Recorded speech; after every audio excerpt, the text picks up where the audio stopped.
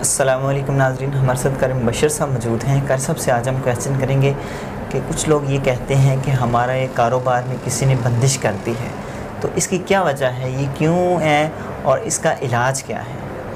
جی شاہ نحمدہ ونصلی ونسلم علی رسولہ الکریم، اما بعد، قال النبی صلی اللہ علیہ وسلم یعقد الشیطان علی قفا رأس احدکم، کہ اللہ کے رسول صلی اللہ علیہ وسلم نے فرمایا کہ جب بندہ رات کو سوتا ہے نا تو شیطان انسان کی جو گودی ہے اس کے اوپر 3 گرہ لگا دیتا ہے۔ ثلاث عقد، جب بندہ سوتا ہے تو شیطان اس کی گودی کے اوپر 3 گرہیں لگاتا ہے، اور جب بھی ایک گرہ وہ باندھتا ہے تو کہتا ہے علی کا لیل طویل فرق، لمبی رات پڑی ہوئی سو جا، لمبی رات پڑی ہوئی سو جا۔ ایک گرہ لگاتا ہے اور یہ کہتا ہے، پھر دوسری گرہ لگاتا ہے، پھر یہ کہتا ہے، تیسری گرہ لگاتا ہے، پھر یہ کہتا ہے۔ وہ دلا سے دلا کے بندے کو سلاتا رہتا ہے۔ اور فرمایا کہ اگر بندہ اچھا ہو، نیک ہو، راہ راست کے اوپر چلنے والا ہو، فرمایا پھر بندہ انستیقظ، اگر اس کو رات کو جاگ آ جائے فجر کے وقت، ذکر اللہ، تو اٹھ کے وہ اللہ کا ذکر کرتا ہے۔ ان حلت عقدۃ، اس کی ایک گرہ جو ہے کھل جاتی ہے۔ 3 گرہ لگاتا ہے شیطان۔ اس نے اٹھ کے دعا پڑھی، کون سی؟ الحمدللہ الذی احیانا بعد ما اماتنا والیہ النشور، اے اللہ تو نے ہمیں فوت کیا تھا، اب تیرے نام کے ساتھ ہی میں زندہ ہو رہا ہوں۔ یہ دعا پڑھتا ہے تو اللہ کے رسول نے فرمایا ان حلت عقدۃ، اس کی ایک گرہ کھل گئی۔ فرمایا پھر وہ اٹھ کے اس نے فَإِن تَوَضَّعَ، وضو کر لیا۔ فرمایا ان حلت عقدۃ، دوسری گرہ کھل گیا اس کی۔ پھر اس کو اللہ تعالیٰ نے توفیق دی، اس نے وضو کر کے مسجد کے اندر جا کے جماعت سے فجر کی نماز ادا کی، تو اللہ کے رسول نے فرمایا ان حلت عقدۃ، تیسری گرہ بھی اس کی کھل گئی۔ اور آپ نے الفاظ کیا فرمایا؟ اصبح نشیط طیب النفس، اس کی صبح بڑی اچھی ہوئی ہے، اس کے سارے دن کے اندر اللہ تعالیٰ نے آسانیاں پیدا کر دی ہیں، اور یہ بڑے چست و چلاک ساری دن وہ گزارے گا، بڑی ہوشیاری کے اندر، چستی کے اندر زندگی، اس کی دن پورا گزرے گا اگر اس طرح کرتا ہے یہ والا کام۔ اس کا کاروبار اللہ تعالیٰ اس کے اندر برکت دیں گے، اس کی صبح کے اندر برکت ہوگی، وہ جب کسی سے ملے گا تو ہنس سے مسکراتے ہوئے ملے گا۔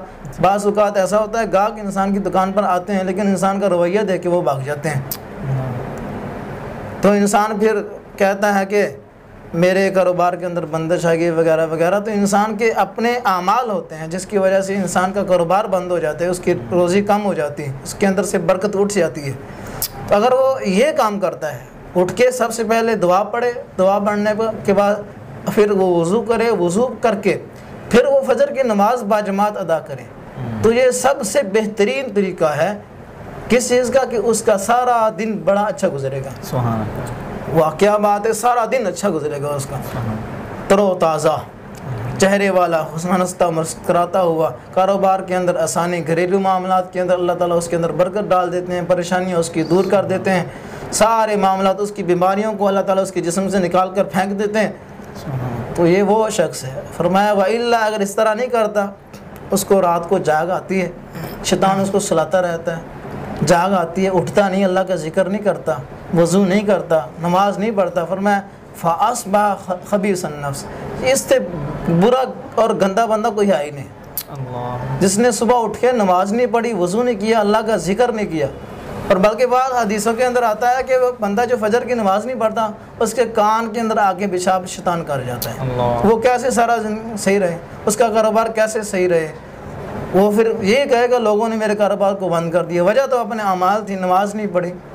پہلے دور میں نا ویس بھائی، اگر کوئی بندہ دیہات کے اندر فجر کی نماز پڑھ کے آ کے دکان کے اوپر جھاڑو لگا کے بیٹھ جاتا تھا نا شام کو، وہ بڑا خوش ہوتا تھا کہ اللہ تعالیٰ نے مجھے بڑا رزق دیا ہے۔ لیکن آج کل وہ سارے جو اعمال تھے ہمارے چینج ہو گئے، ہماری روٹین چینج ہوگی، ہم نے 8-9 بجے اٹھنا ہے، اٹھ کے پھر ہم نے وہ برش کر کے اور سیدھے دکان پہ چلے جانا ہے، کاروبار پہ چلے جانا ہے، نماز نہیں، قرآن جی کی تلاوت نہیں، اللہ کا ذکر نہیں، تو ہم کیسے کاروبار کے اندر برکت حاصل کر سکتے ہیں؟